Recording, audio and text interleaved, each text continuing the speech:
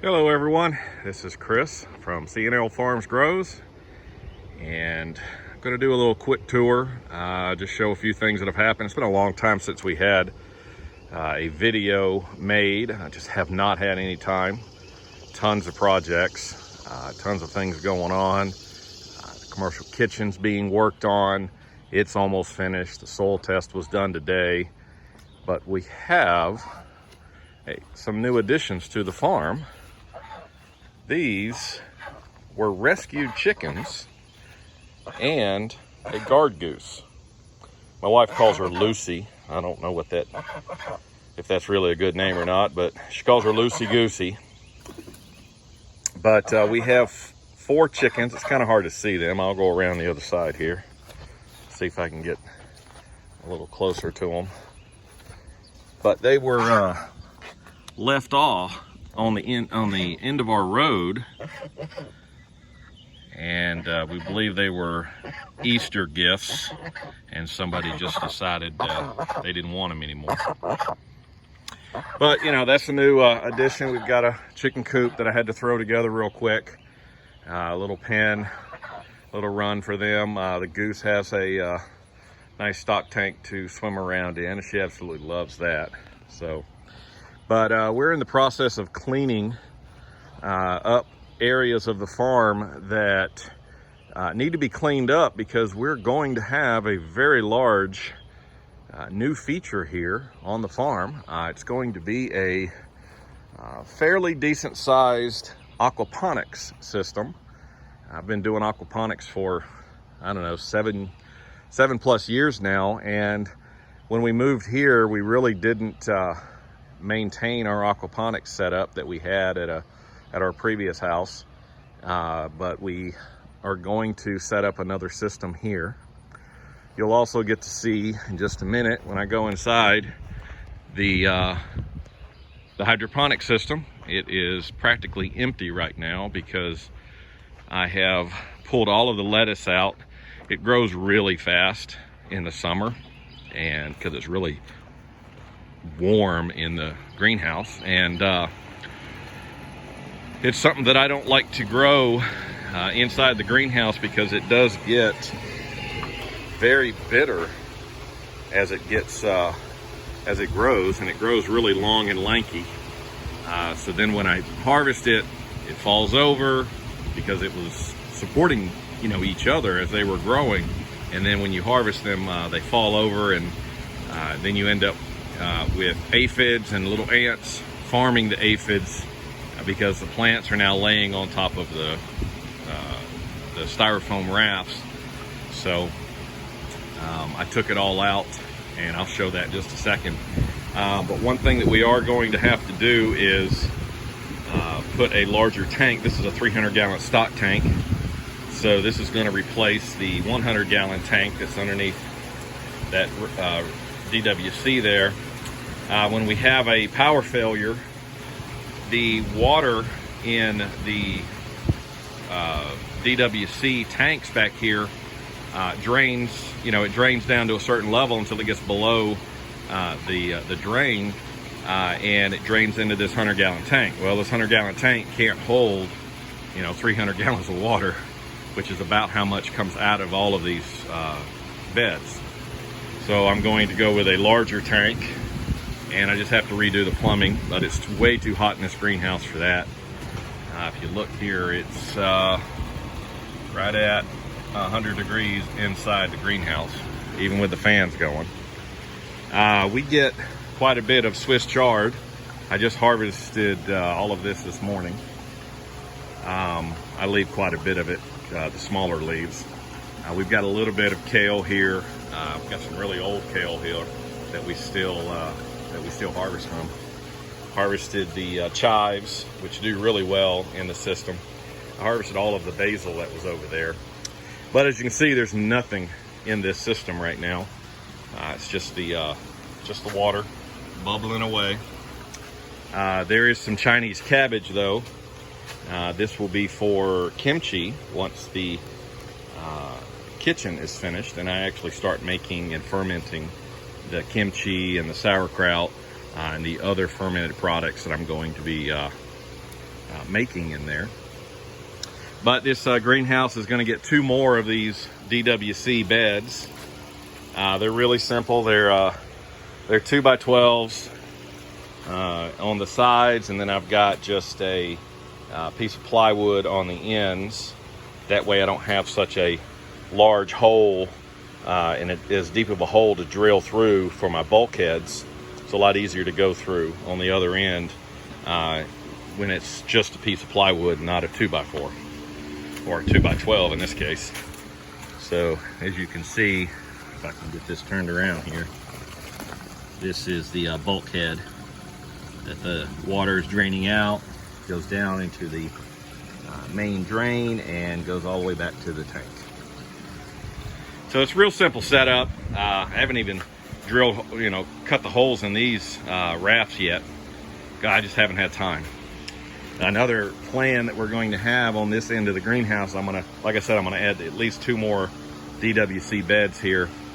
But I'm also on this side, I'm gonna clean up everything that's down through here and get it out of here. And I'm going to put in some decent sized and decent height raised beds that I can grow things in the wintertime.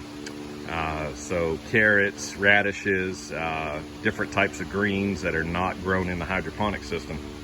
And that'll just help us with some of the bug pressure and just protect the plants a little bit more than being out in the field where they're, can freeze and end up dying or rotting. So that's what our plans are for that. So as we step back outside, I've got a nice bed here of basil. This does really well. Backside of it is kale that I've harvested from already today, so it was nice and full. But this basil, it sells pretty good at the farmer's market, although as you cut it, it obviously grows back twice as much.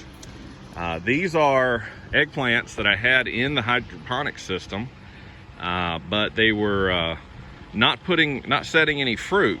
And I don't know, I'm pretty sure it was because of pollination, but there were bees inside the greenhouse. So, because I leave the door open, they're able to get in there, but they just weren't, the flowers were just dropping off, and I had a real bad aphid problem. So I've brought them out here and planted them in this bed, cleaned them up, and now they, as you can see, that one right there is actually going to be a nice eggplant for us at some point.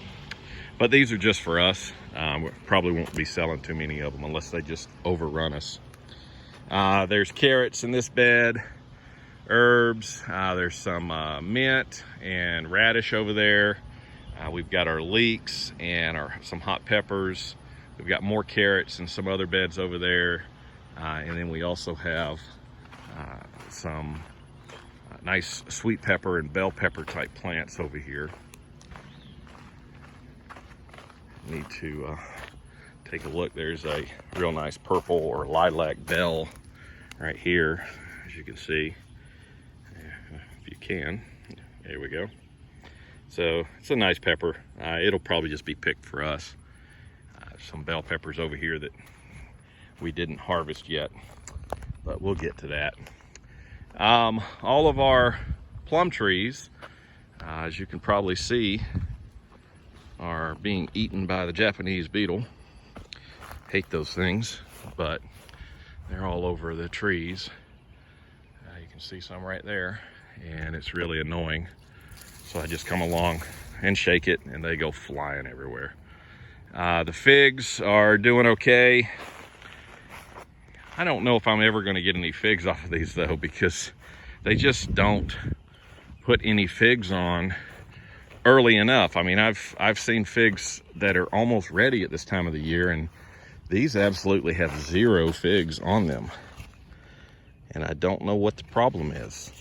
A lot of people say you're supposed to plant them up against a building so they get some early spring heat. Well, that's what this fabric is supposed to also provide. So I don't know what the deal is, but we'll figure it out eventually. More, hate those.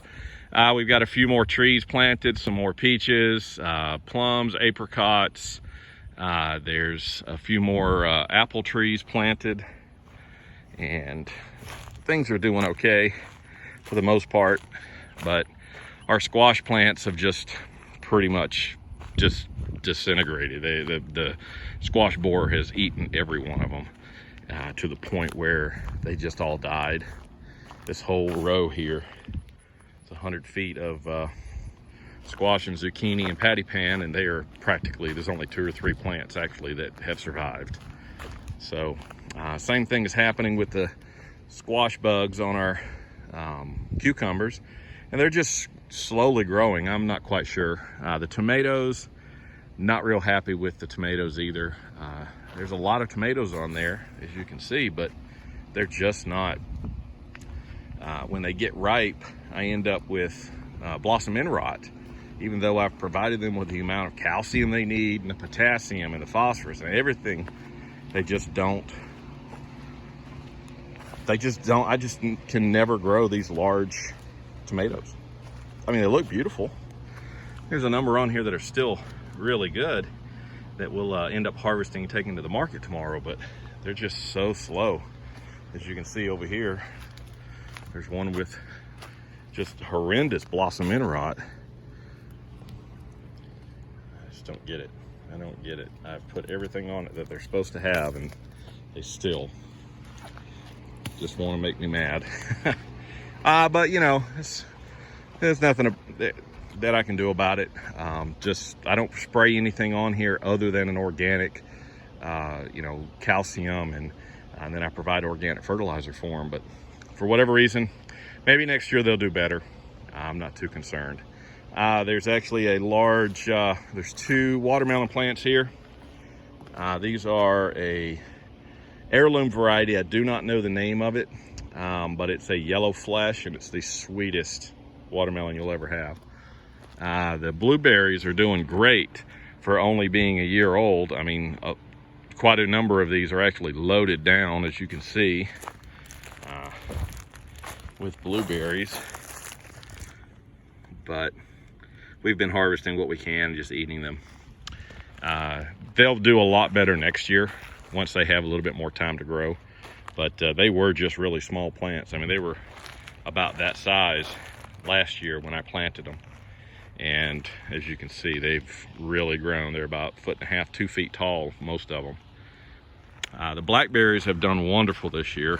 We've probably gotten 40 or 50 pints off of the blackberries here, and we just harvested this morning.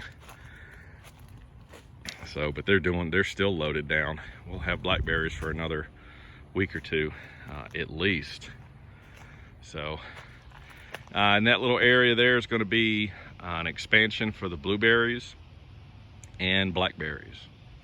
So that's about it. If you like this video, please like, share, subscribe to the channel.